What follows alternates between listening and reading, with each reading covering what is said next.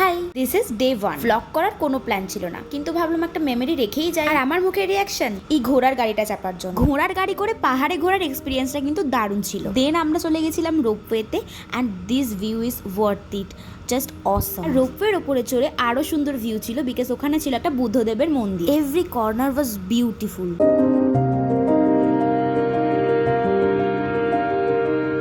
আর এই যে এখানে আমি সেলফি ক্যামেরা অন করে ঢং করছি। দেন আমি আরো এক্সপ্লোর করার জন্য আরেকটু হাঁটলাম। Then I found this place. টাকা পয়সা থাকলে হয়তো এখানে একটা বাড়ি বানিয়ে নিতাম। তারপর মন্দিরের আশেপাশটা আরেকটু চক্কর মারলাম, আর ততক্ষণে ঝিরিঝিরি বৃষ্টিও শুরু হয়ে গেছিল। তারপর আমি মন্দিরের পাশে এই গাছগুলো দেখতে পেলাম।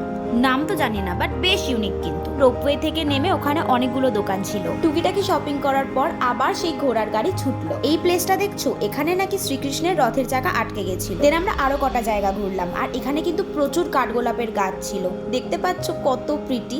মুখটা এরকম হয়ে গেছিল বিকজ প্রচুর খিদে পেয়ে গেছিল, তাই চিকেন খেয়ে আমরা হোটেলে চলে গেলাম। That's it.